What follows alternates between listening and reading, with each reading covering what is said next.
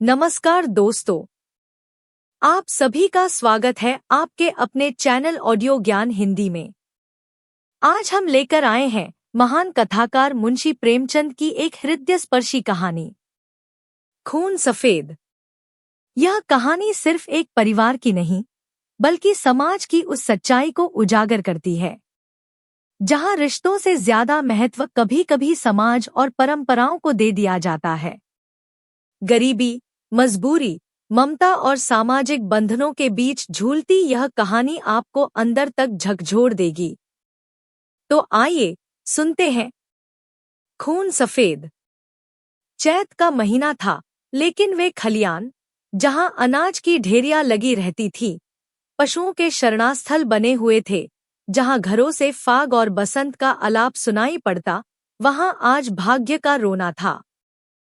सारा चौमासा बीत गया, पानी की एक बूंद न गिरी। जेठ में एक बार मूसलाधार वृष्टि हुई थी, किसान फूले न समाये। खरीफ की फसल बो दी, लेकिन इंद्रदेव ने अपना सर्वस्व शायद एक ही बार लुटा दिया था। पौधे उगे, बने और फिर सूख गए। गोचर भूमि में घास न जमी। बादल आते, घटाएं उमड़ती, ऐसा मालूम होता कि जलथल एक हो जाएगा, परंतु वे आशा की नहीं, दुख की घटाएं थी। किसानों ने बहुतेरे जप तप किए, ईंट और पत्थर देवी देवताओं के नाम से पुजाए, बलिदान किए, पानी की अभिलाषा में रक्त के पनाले बह गए, लेकिन इंद्रदेव किसी तरह न पसीजे। न खेतों में पौधे थे, न गोचरों में घास, न तालाबों में पानी। बड़ी मुसीबत का सामना था। जिधर देखिए धूल उड़ रही थी। दरिद्रता और क्षुधा पीड़ा के दारुण दृश्य दिखाई देते थे। लोगों ने पहले तो गहने और बर्तन गिरवी रखे और अंत में बेच डाले। फिर जानवरों की बारी आई और अब जीविका का अन्य कोई सहारा न रहा। तब जन्मभूमि पर जान देने वाले किसान बाल बच्चों को लेकर मजदूरी करने निकल पड़े।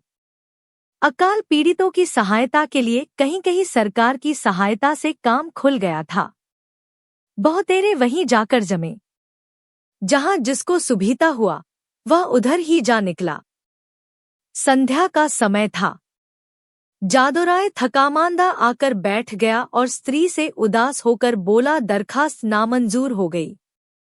यह कहते कहते वह आंगन में जमीन पर लेट गया। उसका मुख पीला पड़ रहा था और आते सिकुड़ी जा रही थी। आज 2 दिन से उसने दाने की सूरत नहीं देखी। घर में जो कुछ विभूति थी, गहने कपड़े, बर्तन भाड़े सब पेट में समा गए। गांव का साहूकार भी पतिव्रता स्त्रियों की भांति आंखें चुराने लगा। केवल तकाबी का सहारा था, उसी के लिए दरखास्त दी थी, लेकिन आज वह भी नामंजूर हो गई। आशा का झिलमिलाता हुआ दीपक बुझ गया। देवकी ने पति को करुण दृष्टि से देखा। उसकी आंखों में आंसू उमड़ आए। पति दिन भर का थकामांदा घर आया है, उसे क्या खिलाए? लज्जा के मारे वह हाथ पैर धोने के लिए पानी भी न लाई। जब हाथ पैर धोकर आशाभरी चितवन से वह उसकी ओर देखेगा, तब वह उसे क्या खाने को देगी? उसने आप कई दिन से दाने की सूरत नहीं देखी थी, लेकिन इस समय उसे जो दुख हुआ, वह क्षुधातुरता के कष्ट से कई गुना अधिक था। स्त्री घर की लक्ष्मी है, घर के प्राणियों को खिलाना पिलाना वह अपना कर्तव्य समझती है। और चाहे यह उसका अन्याय ही क्यों न हो, लेकिन अपनी दीनहीन दशा पर जो मानसिक वेदना उसे होती है, वह पुरुषों को नहीं हो सकती। हठात उसका बच्चा साधो नींद से चौंका और मिठाई के लालच में आकर वह बाप से लिपट गया। इस बच्चे ने आज प्रायः काल चने की रोटी का एक टुकड़ा खाया था और तब से कई बार उठा और कई बार रोते रोते सो गया। 4 वर्ष का नादान बच्चा, उसे वर्षा और मिठाई में कोई संबंध नहीं दिखाई देता था। जादूराय ने उसे गोद में उठा लिया और उसकी ओर दुहक भरी दृष्टि से देखा। गर्दन झुक गई और हृदय पीड़ा आंखों में न समा सकी। दूसरे दिन वह परिवार भी घर से बाहर निकला। जिस तरह पुरुष के चित्त अभिमान और स्त्री की आंख से लज्जा नहीं निकलती, उसी तरह अपनी मेहनत से रोटी कमाने वाला किसान भी मजदूरी की खोज में घर से बाहर नहीं निकलता। लेकिन हाँ पापी पेट, तू सब कुछ कर सकता है। मान और अभिमान, ग्लानि और लज्जा के सब चमकते हुए तारे तेरी काली घटाओं की ओट में छिप जाते हैं। प्रभात का समय था। ये दोनों विपत्ति के सताए घर से निकले। जादूराय ने लड़के को पीठ पर लिया। देवकी ने फटे पुराने कपड़ों की वह गठरी सिर पर रखी जिस पर विपत्ति को भी तरस आता। दोनों की आंखें आंसुओं से भरी थी। देवकी रोती रही। जादूराय चुपचाप था। गांव के 2-4 आदमियों से भेंट भी हुई। किसी ने इतना भी नहीं पूछा कि कहाँ जाते हो। किसी के हृदय में सहानुभूति का वास न था। जब ये लोग लालगंज पहुंचे, उस समय सूर्य ठीक सिर पर था। देखा, मीलों तक आदमी ही आदमी दिखाई देते थे, लेकिन हर चेहरे पर दीनता और दुख के चिन्ह झलक रहे थे। बैसाख की जलती हुई धूप थी। आग के झोंके जोर जोर से हरहराते हुए चल रहे थे। ऐसे समय में हड्डियों के अगणित ढांचे, जिनके शरीर पर किसी प्रकार का कपड़ा न था, मिट्टी खोदने में लगे हुए थे, मानो वह मरघट भूमि थी जहां मुर्दे अपने हाथों अपनी कब्र खोद रहे थे। बूढ़े और जवान, मर्द और बच्चे, सबके सब ऐसे निराश और विवश होकर काम में लगे हुए थे, मानो मृत्यु और भूख उनके सामने बैठी घूर रही है। इस आफत में न कोई किसी का मित्र था, न हितु। दया, सहृदयता और प्रेम ये सब मानवीय भाव हैं, जिनका कर्ता मनुष्य है। प्रकृति ने हमको केवल एक भाव प्रदान किया है और वह स्वार्थ है।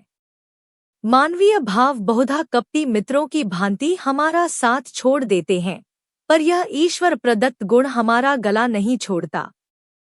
8 दिन बीत गए थे।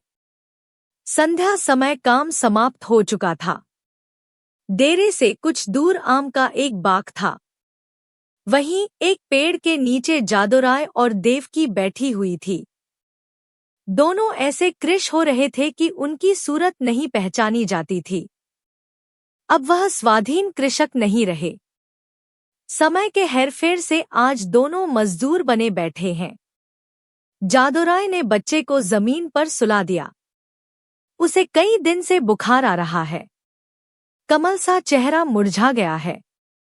देवकी ने धीरे से हिलाकर कहा, बेटा, आंखें खोलो, देखो सांझ हो गई। साधो ने आंख खोल दी।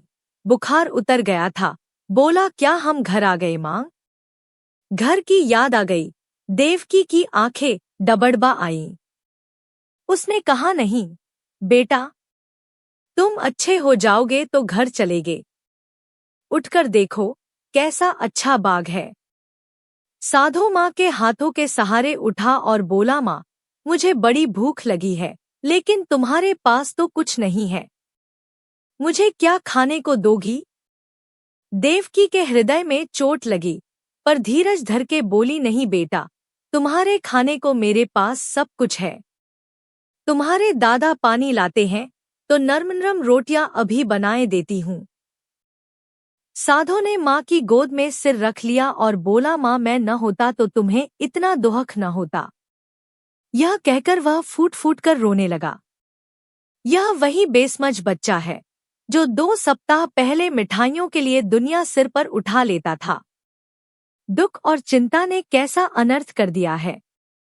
यह विपत्ति का फल है। कितना दुखपूर्ण, कितना करुणाजनक व्यापार है। इसी बीच में कई आदमी लालटेन लिए हुए वहां आए। फिर गाड़ियां आईं। उन पर डेरे और खेमे लदे हुए थे। दमकेदम यहाँ खेमे गड़ गए। सारे बाग में चहल पहल नजर आने लगी। देव की रोटियां सेंक रही थी। साधो धीरे धीरे उठा और आश्चर्य से देखता हुआ एक डेरे के नजदीक जाकर खड़ा हो गया। पादरी मोहनदास खेमे से बाहर निकले तो साधो उन्हें खड़ा दिखाई दिया। उसकी सूरत पर उन्हें तरस आ गया। प्रेम की नदी उमड़ आई। बच्चे को गोद में लेकर खेमे में एक गद्देदार कोच पर बिठा दिया और तब बिस्कुट और केले खाने को दिए। लड़के ने अपनी जिंदगी में इन स्वादिष्ट चीजों को कभी ना देखा था। बुखार की बेचैन करने वाली भूख अलग मार रही थी। उसने खूब मन भर खाया और तब कृतज्ञ नेत्रों से देखते हुए पादरी साहब के पास जाकर बोला, तुम हमको रोज ऐसी चीजें खिलाओगे? पादरी साहब इन भोलेपन पर मुस्करा के बोले, मेरे पास इससे भी अच्छी अच्छी चीजें हैं। इस पर साधुराय ने कहा, अब मैं रोज तुम्हारे पास आऊंगा। माँ के पास ऐसी अच्छी चीजें कहाँ? वह मुझे रोज चने की रोटियां खिलाती है। उधर देवकी ने रोटियां बनाईं और साधु को पुकारने लगी। साधु ने माँ के पास जाकर कहा, मुझे साहब ने अच्छी अच्छी चीजें खाने को दी हैं। साहब बड़े अच्छे हैं। देवकी ने कहा, मैंने तुम्हारे लिए नरम नरम रोटियां बनाई हैं, आओ तुम्हें खिलाऊं। साधु बोला, अब मैं न खाऊंगा। साहब कहते थे कि मैं तुम्हें रोज अच्छी अच्छी चीजें खिलाऊंगा। मैं अब उनके साथ रहा करूंगा। माँ ने समझा कि लड़का हंसी कर रहा है। उसे छाती से लगाकर बोली, क्यों बेटा, हमको भूल जाओगे?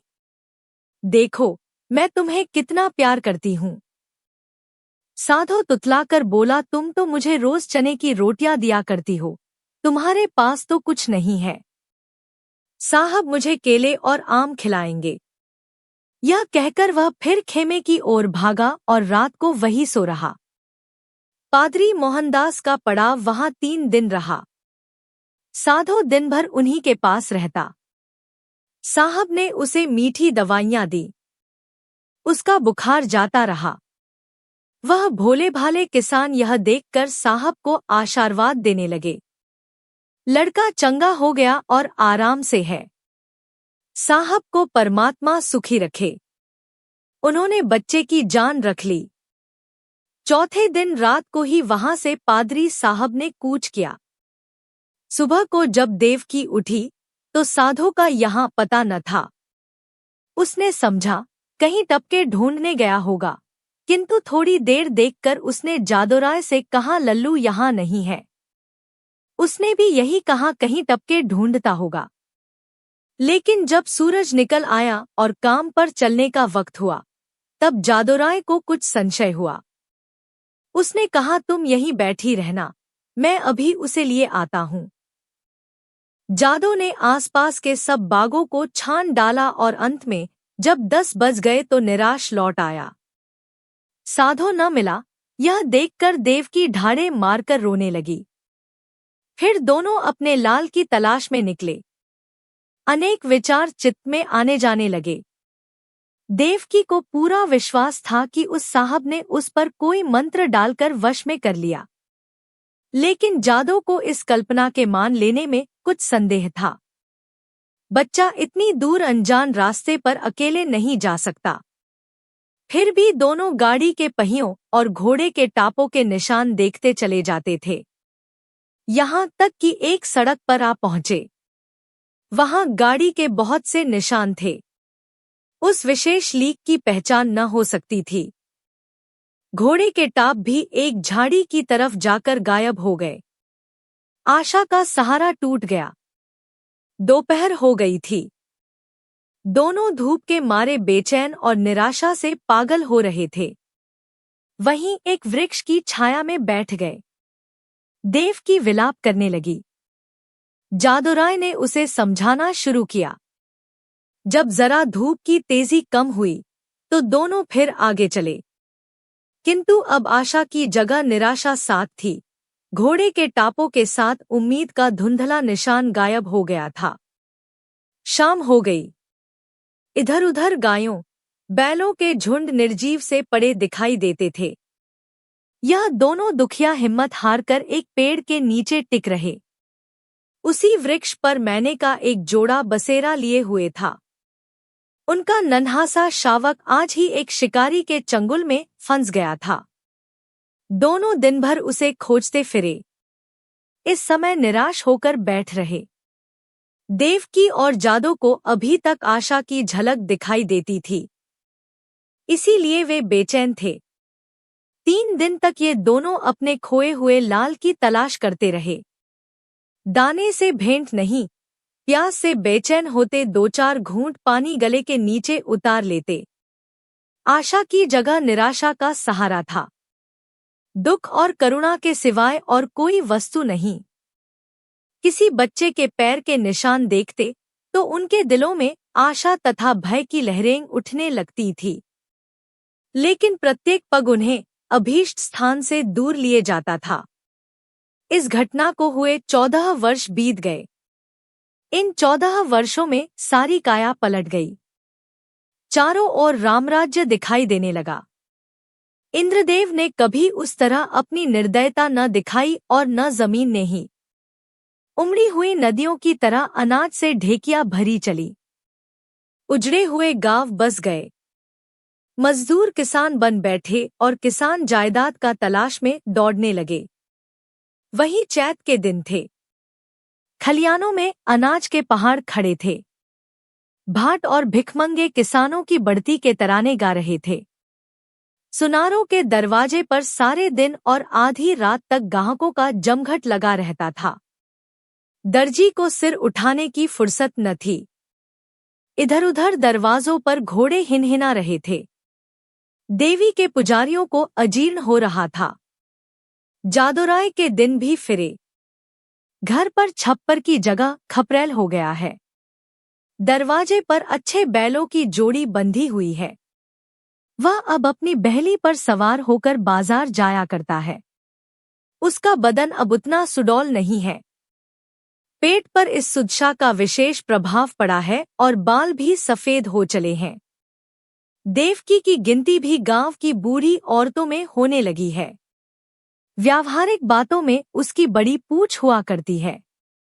जब वह किसी पड़ोसिन के घर जाती है तो वहां की बहुएं भय के मारे थरथराने लगती हैं। उसके कटु वाक्य और तीव्र आलोचना की सारे गांव में धाक बंधी हुई है। महीन कपड़े अब उसे अच्छे नहीं लगते, लेकिन गहनों के बारे में वह उतनी उदासीन नहीं है। उनके लिए जीवन का दूसरा भाग इससे कम उज्ज्वल नहीं है। उनकी 2 संतानें हैं। लड़का माधो सिंह अब खेतीबाड़ी के काम में बाप की मदद करता है। लड़की का नाम शिवगौरी है। वह भी माँ को चक्की पीसने में सहायता दिया करती है और खूब गाती है। बर्तन धोना उसे पसंद नहीं, लेकिन चौका लगाने में निपुण है। गुड़ियों के ब्याह करने से उसका जी कभी नहीं भरता। आए दिन गुड़ियों के विवाह होते रहते हैं। हाँ, इनमें किफायत का पूरा ध्यान रहता है। खोए हुए साधु की याद अभी बाकी है। उसकी चर्चा नित्य हुआ करती है और कभी बिना रुलाए नहीं रहती। देव की कभी कभी सारे दिन उस लाडले बेटे की सूध में अधीर रहा करती है। सांझ हो गई थी। बैल दिन भर के थके मांदे सिर झुकाए चले आते थे। पुजारी ने ठाकुरद्वारे में घंटा बजाना शुरू किया। आजकल फसल के दिन है। रोज पूजा होती है। जादोराय खाट पर बैठे नारियल पी रहे थे। शिवगौरी रास्ते में खड़ी उन बैलों को कोस रही थी जो उसके भूमिस्थ विशाल भवन का निरादर करके उसे रौंदते चले जाते थे। घड़ियाल और घंटे की आवाज सुनते ही जादोराय भगवान का चरणामृत लेने के लिए उठे ही थे कि उन्हें अकस्मात एक नवयुवक दिखाई पड़ा जो भूंकते हुए कुत्तों को दुत्कारता बाइसिकल को आगे बढ़ाता हुआ चला आ रहा था। उसने उनके चरणों पर अपना सिर रख दिया। जादोराय ने गौर से देखा और तब दोनों एक दूसरे से लिपट गए। माधो भौंचक होकर बाइसिकल को देखने लगा। शिवगौरी रोती हुई घर में भागी और देवकी से बोली, दादा को साहब ने पकड़ लिया है। देवकी घबराई हुई बाहर आई। साधो उसे देखते ही उसके पैरों पर गिर पड़ा। देवकी से छाती से लगाकर रोने लगी। गांव के मर्द, औरतें और बच्चे सब जमा हो गए। मेला सा लग गया। साधो ने अपने माता पिता से कहा, मुझ अभागे से जो कुछ अपराध हुआ हो उसे क्षमा कीजिए। मैंने अपनी नादानी से स्वयं बहुत कष्ट उठाए और आप लोगों को भी दुख दिया, लेकिन अब मुझे अपनी गोद में लीजिए। देवकी ने रोकर कहा, जब हमको छोड़कर भागे थे तो हम लोग तुम्हें 3 दिन तक बेदाना पानी के ढूंढते रहे, पर जब निराश हो गए तब अपने भाग्य को रोकर बैठ रहे। तब से आज तक कोई ऐसा दिन न गया कि तुम्हारी सुधि न आई हो। रोते रोते एक युग बीत गया, अब तुमने खबर ली है। बताओ बेटा, उस दिन तुम कैसे भागे और कहाँ जाकर रहे? साधो ने लज्जित होकर उत्तर दिया, माताजी, अपना हाल क्या कहूँ। मैं पहर रात रहे आपके पास से उठकर भागा। पादरी साहब के पड़ाव का पता शाम ही को पूछ लिया था। बस पूछता हुआ उनके पास दोपहर को पहुंच गया। साहब ने मुझे पहले समझाया कि अपने घर लौट जाओ, लेकिन जब मैं किसी तरह राजी न हुआ तो उन्होंने मुझे पूना भेज दिया। मेरी तरह वहां सैकड़ों लड़के थे। वहां बिस्कुट और नारंगियों का भला क्या जिक्र। जब मुझे आप लोगों की याद आती मैं अक्सर रोया करता, मगर बचपन की उम्र थी, धीरे धीरे उन्हीं लोगों से हिलमिल गया। हाँ, जब से कुछ होश हुआ है और अपना प्राय समझने लगा हूँ, तब से अपनी नादानी पर हाथ मलता रहा हूँ। रात दिन आप लोगों की रट लगी हुई थी। आज आप लोगों के आशीर्वाद से यह शुभ दिन देखने को मिला। दूसरों में बहुत दिन काटे, बहुत दिनों तक अनाथ रहा। अब मुझे अपनी सेवा में रखिए, मुझे अपनी गोद में लीजिए। मैं प्रेम का भूखा हूँ। बरसों से मुझे जो सौभाग्य नहीं मिला वह अब दीजिए। गांव के बहुत से बूढ़े जमा थे। उनमें से जगत सिंह बोले, तो क्यों बेटा, तुम इतने दिनों तक पादरियों के साथ रहे, उन्होंने तुमको भी पादरी बना लिया होगा। साधो ने सिर झुकाकर कहा, जी हाँ, यह तो उनका दस्तूर है। जगत सिंह ने जादोराय की तरफ देखकर कहा, यह बड़ी कठिन बात है। साधो बोला, बिरादरी मुझे जो प्रायश्चित बतलाएगी मैं उसे करूंगा। मुझसे जो कुछ बिरादरी का अपराध हुआ है, नादानी से हुआ है, लेकिन मैं उसका दंड भोगने के लिए तैयार हूँ। जगत सिंह ने फिर जादोराय की तरफ कनखियों से देखा और गंभीरता से बोले, हिंदू धर्म में ऐसा कभी नहीं हुआ है। यो तुम्हारे माँ बाप तुम्हें अपने घर में रख लें, तुम उनके लड़के हो, मगर बिरादरी कभी इस काम में शरीक न होगी। बोलो जादोराय, क्या कहते हो? कुछ तुम्हारे मन की भी तो सुन ले। जादोराय बड़ी दुविधा में था। एक ओर तो अपने प्यारे बेटे की प्रीति थी, दूसरी ओर बिरादरी का भय मारे डालता था। जिस लड़के के लिए रोते रोते आंखें फूट गईं, आज वही सामने खड़ा आंखों में आंसू भरे कहता है, पिताजी, मुझे अपनी गोद में लीजिए और मैं पत्थर की तरह अचल खड़ा हूँ। शोक। इन निर्दयी भाइयों को किस तरह समझाऊं, क्या करूं, क्या न करूं? लेकिन माँ की ममता उमड़ आई। देवकी से न रहा गया। उसने अधीर होकर कहा, मैं अपने घर में रखूंगी और कलेजे से लगाऊंगी। इतने दिनों के बाद मैंने उसे पाया है, अब उसे नहीं छोड़ सकती। जगत सिंह रुष्ट होकर बोले, चाहे बिरादरी छूट ही क्यों न जाए। देवकी ने भी गर्म होकर जवाब दिया, हाँ, चाहे बिरादरी छूट जाए।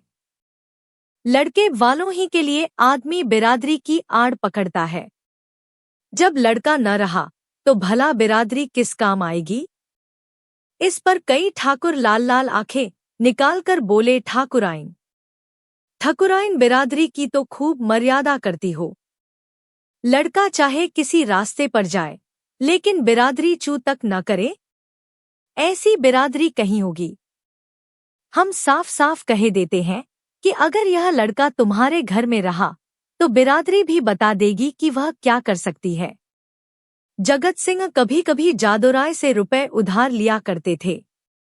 मधुर स्वर से बोले, भाभी, बिरादरी यह थोड़े ही कहती है कि तुम लड़के को घर से निकाल दो।